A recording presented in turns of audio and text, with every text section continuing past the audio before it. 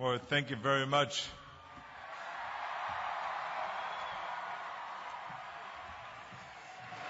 Amen. Hello, everybody. What a great introduction. What a wonderful thing. What a great welcome I'm getting here. So thank you very much. I mean, I haven't heard applause like that since I announced that I was going to stop acting. So now, of course, to help you along the way, I thought that the best gift I could give you today is to give you a few of my own personal ideas on how to be successful.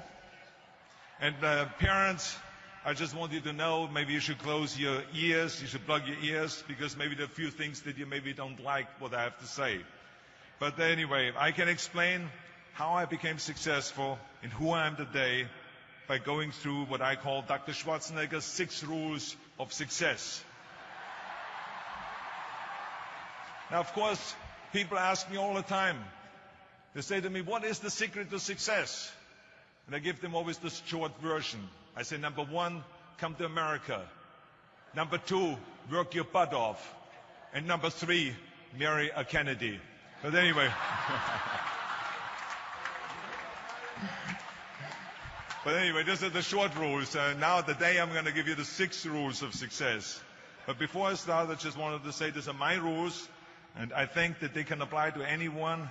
But that is for you to decide, because not everyone is the same. There's some people that just like to kick back and coast through life, and others want to be very intense and want to be number 1 and want to be successful. And that's like me. I always wanted to be very intense. I always wanted to be number 1. I took it very seriously in my career. So this was the same when I started with bodybuilding. I didn't want to just be a bodybuilding champion. I wanted to be the best bodybuilder of all times. The same was in the movies. I didn't want to just be a movie star. I wanted to be a great movie star that's the highest paid movie star and have the BAFTA title billing. And so this intensity always paid off for me. This commitment always paid off for me. So here are some of the rules. The first rule is trust yourself. And what I mean by that is so many young people are getting so much advice from their parents and from the teachers and from everyone. But what is most important is that you have to dig deep down and ask yourselves, who do you want to be? Not what, but who. And I'm talking about not what your parents and teachers want you to be, but you. I'm talking about figuring out for yourselves what makes you happy, no matter how crazy it may sound to the people.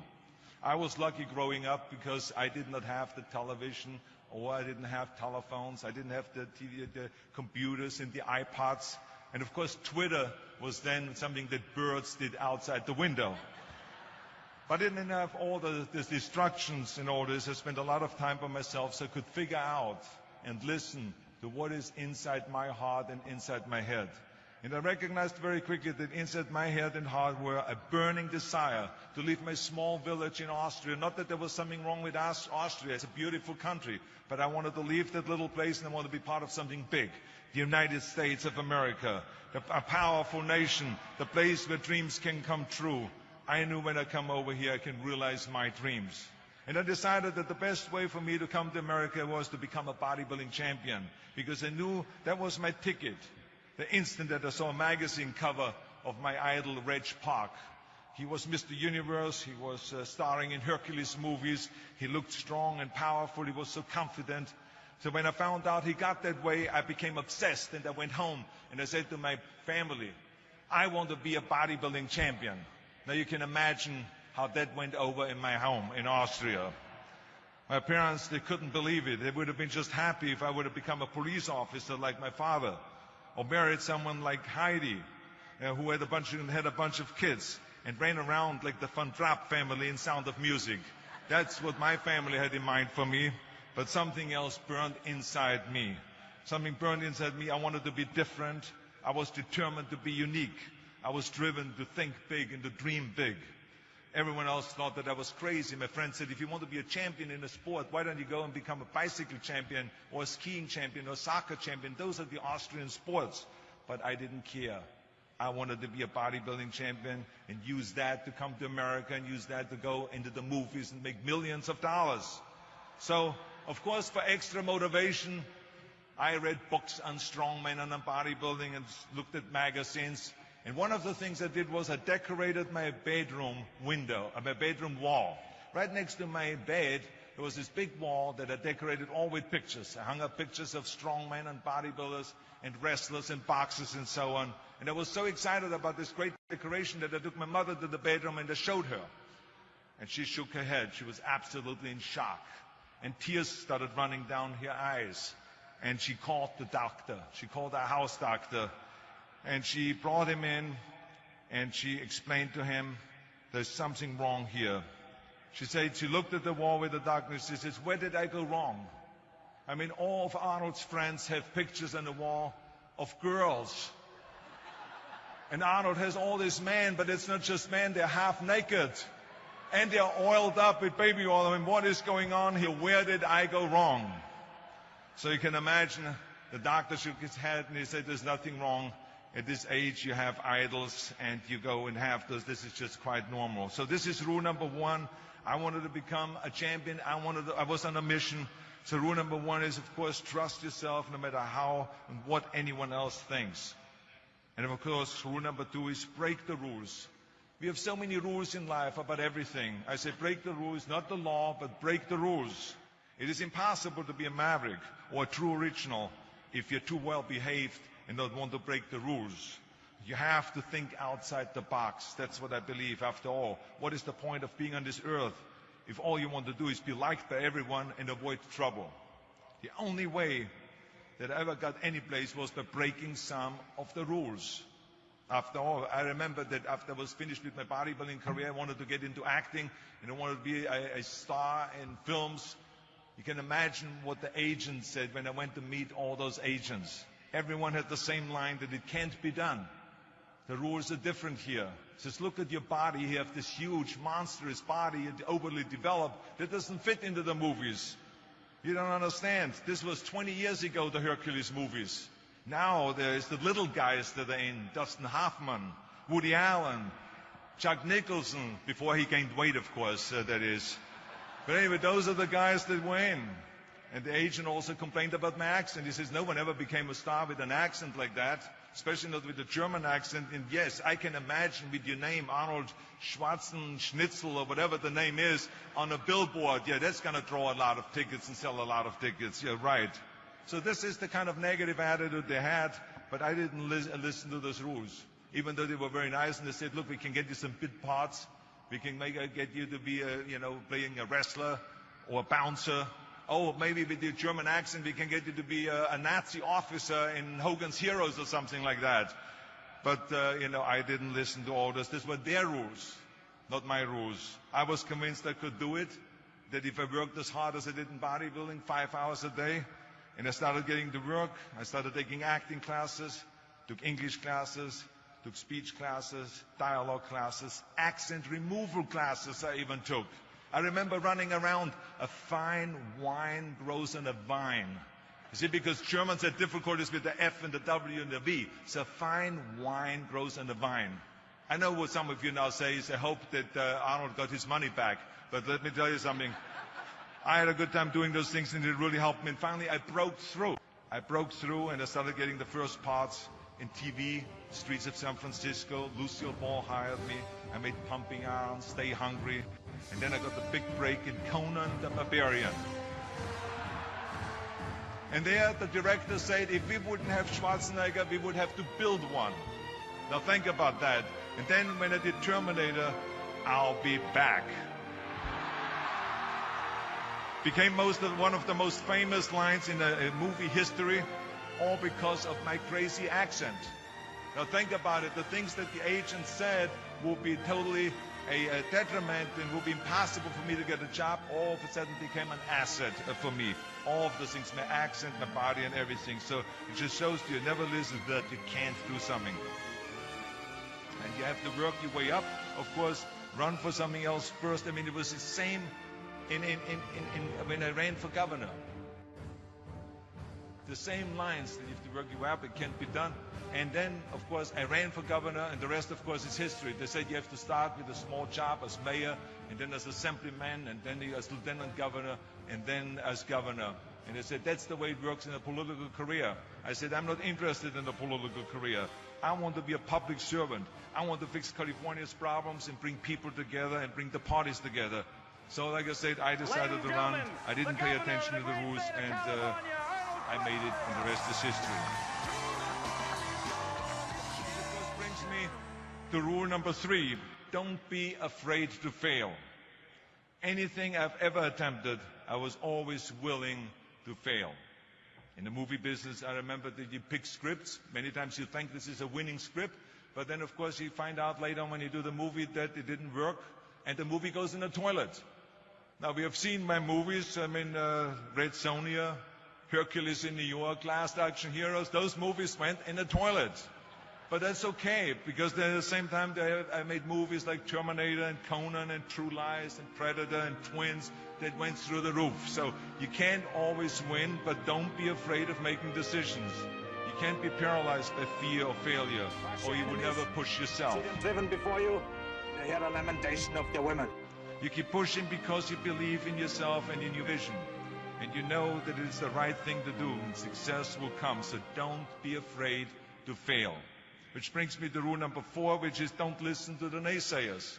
I mean, how many times have you heard that you can't do this and you can't do that, and it has never been done before? Just imagine if Bill Gates had quit when people said it can't be done. I hear this all the time. As a matter of fact, I love it when someone says that no one has ever done this before, because then when I do it, that means that I'm the first one that has done it. So pay no attention to the people that say it can't be done. And that brings me to rule number 5, which is the most important rule of all. Work your butt off. You never want to fail because you didn't work hard enough. I never wanted to lose a competition or lose an election because I didn't work hard enough. I always believed leaving no stone unturned. Muhammad Ali, one of my great heroes, had a great line in the 70s when he was asked, how many sit-ups do you do? He said, I don't count my sit-ups. I only start counting when it starts hurting. When I feel pain, that's when I start counting, because that's when it really counts. That's what makes you a champion. And that's the way it is with everything. No pain, no gain. No pain, no gain. No pain, no gain.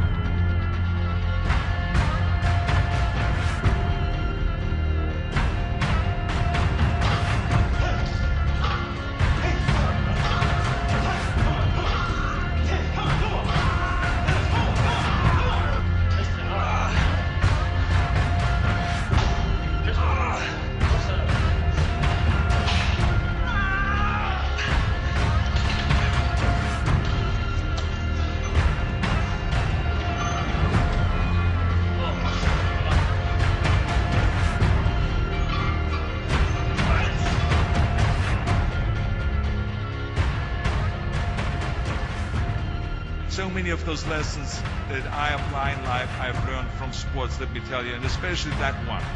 And let me tell you, it is important to have fun in life, of course, but when you're out there partying, horsing around, someone out there at the same time is working hard. Someone is getting smarter and someone is winning. Just remember that.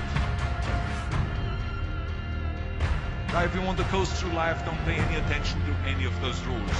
But if you want to win, there's absolutely no way around hard work. None of my rules by the way of success will work unless you do. And the winner, the challenger, coming into this competition, what a big day for this youngster from Austria, Arnold Schwarzenegger. I've always figured out that there's 24 hours a day. You sleep 6 hours, and you have 18 hours left. Now, I know there's some of you out there now and says, well, wait a minute, I sleep 8 hours or 9 hours. Well, then just sleep faster, I would recommend. Because you only need to sleep 6 hours and if 18 hours left, there's a lot of things you can accomplish. As a matter of fact, Ted Turner used to say always, early to bed, early to rise, work like hell, and advertise. And of course, all you know, you know already those things, because otherwise you wouldn't be sitting here today. First prize, Mr. Olympia 1980, Arnold Schwarzenegger. I always use bodybuilding as an example for a lot of things that I do. If it is talking about the budget, if it's talking about the environment, if it's talking about prison reform, somehow I always get in my experience of what I've learned in bodybuilding and then somehow tie it in of what I'm doing today. I've learned a tremendous amount, and every day still is a learning experience. It is pronounced California. Ladies and gentlemen, the governor of the great state of California, Arnold Schwarzenegger. It had to be Schwarzenegger running for governor, but not just any governor, but governor of the greatest state in the United States, of California. That was the important thing. Governor Arnold Schwarzenegger. Public servant, environmentalist, philanthropist. Arnold Schwarzenegger, honored with a star on the Hollywood Walk of Fame. Internationally recognized actor, author, and Schwarzenegger's new autobiography is about to hit bookstores. Just remember, you can't climb the ladder of success with your hands in a pocket. That takes me to rule number 6, which is a very important rule. It's about giving back. Whatever path that you take in your lives, you must always find time to give something back. Something back to your community, give something back to your state or to your country.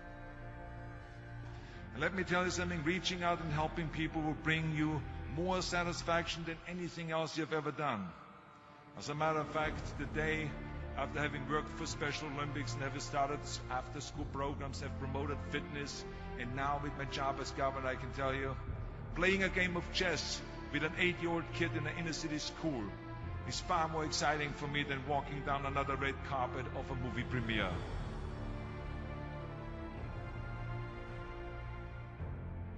Now for his keynote speech, the former governor of California, Arnold Schwarzenegger.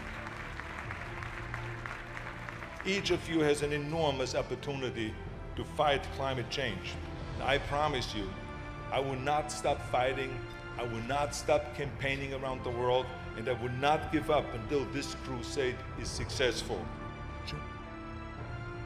So let me tell you, as you prepare to go off into the world, remember those 6 rules. Trust yourself, break some rules, don't be afraid to fail, ignore the naysayers, work like hell, and give something back.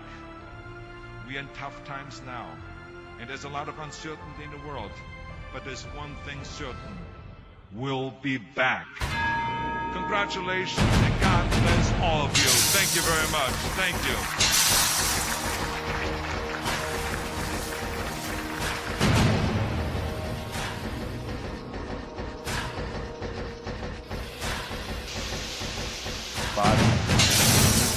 El cuerpo no está acostumbrado a hacer 9, 10, 11 o 12 levantamientos con cierto peso, pero se desarrolla cuando traspasas la barrera del dolor.